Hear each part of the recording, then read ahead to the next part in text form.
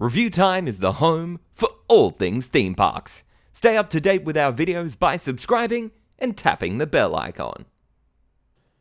In early 1990, the Oriental Land Company put a crack team of Imagineers onto the task of designing a brand new section for Tokyo Disneyland, where guests could meet Mickey, Minnie, and all of their friends in their own unique neighbourhood. But this town of Toons would not be the Mickey's ToonTown we know today, and instead would have been a completely different project entitled Mickeyville, a medieval-styled town where you could have dined in Minnie's Candy Palace, sailed away with Donald Duck, or even taken in a show in Mickey's house. For ReviewTyme, I'm Luke, and this is the story of Mickeyville, the original, cancelled ToonTown. The first location around the world that would let you meet Mickey and his pals in their own dedicated land was Mickey's Birthday Land, which opened at the Magic Kingdom in 1988 as part of a year-long celebration of Mickey Mouse's 60th birthday. The land was originally designed as a temporary location within the park, being built mostly in giant tents between Fantasyland and the Tomorrowland Speedway, and being accessed by the Mickey's Birthday Land Express, an overlay for the Walt Disney World Railroad. The land was set in the city of Duckburg from DuckTales, with a variety of painted flats, facades, and statues, bringing iconic locations such as McDuck's Mansion, the SS Donald, and more within the Duckburg city to life. Within the land, guests could explore Mickey's house, one of the only fully realized buildings in the land, meet the world-famous Minnie Moo the cow, and see the Minnie's surprise birthday party stage show.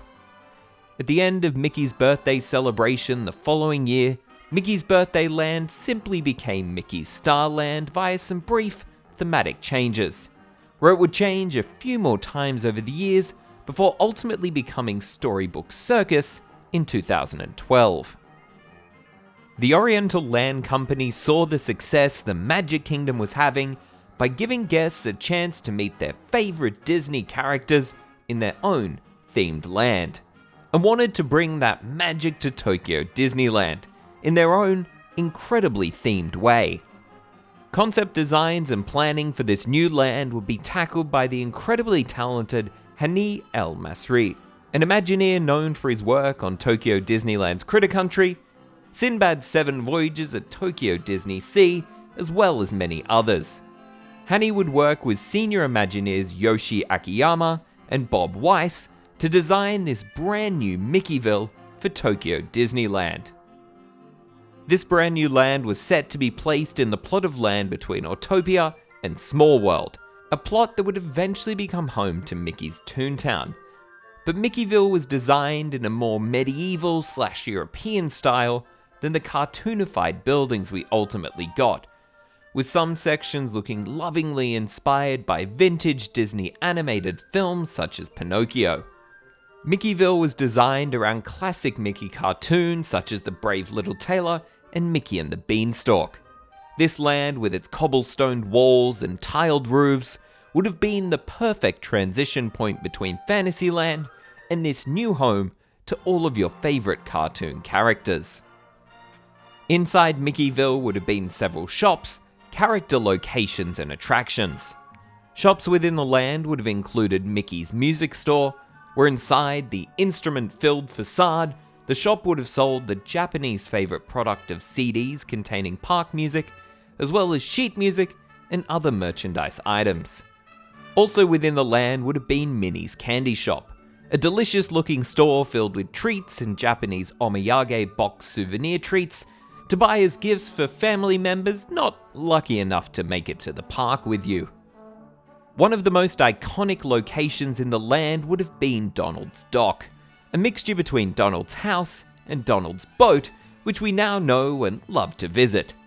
The dock would have been the loading point for the only ride within the land, where guests could have boarded an ornately carved wooden boat and ridden alongside one of the ducks on a tour of Mickeyville's waterways.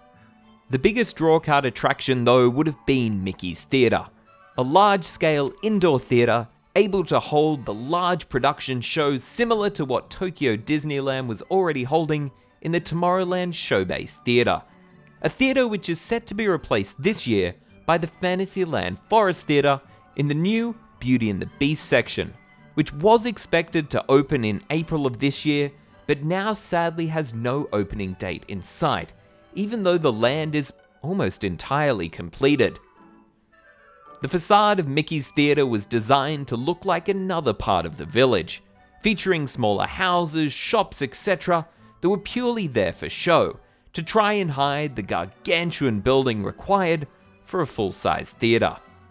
Included in the facade would have even been Mickey's house, with Pluto's doghouse right outside.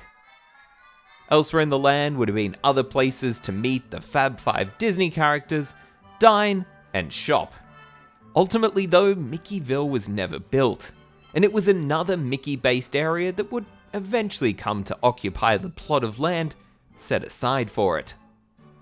At the same time, Haniel Masri and co. were working on the plans for Mickeyville. In another section of Imagineering, a separate team led by Tony Baxter and Joe Lancicero were also hard at work on another concept for a land that would bring guests face to face with Mickey and pals in their very own houses. Ultimately, it would be this town of Toons that would open up first in Disneyland, where Mickey's ToonTown opened in 1993, allowing guests to step into the homes of Mickey and Minnie, bounce around in Goofy's house, and even take a cartoon spin with Roger Rabbit. Ultimately, the executives of the Oriental Land Company would see the successful opening and guest response to ToonTown and scrap the then paused plans for Mickeyville, instead choosing to build a close replica of ToonTown, featuring the same attractions, character houses and shops, just in a slightly different layout, with Tokyo Disneyland's version of ToonTown opening just a few years later in 1996. In the end, Mickey's ToonTown proved to be a smash hit in Tokyo, as the Japanese guests absolutely loved to meet the characters, with lines to meet Mickey often being longer than to ride e-ticket attractions. It made sense to utilize the already existing and proven plans for ToonTown, rather than trying something new with Mickeyville. Still, it's a shame this unique, one-of-a-kind land couldn't have come to Tokyo Disney, as one of the biggest bummers in Disney theme parks is the sameness of attractions and lands across all of them. But that's a story for another time. From the home of all things theme parks, I'm Luke for ReviewTyme. Thanks for watching, liking, and subscribing.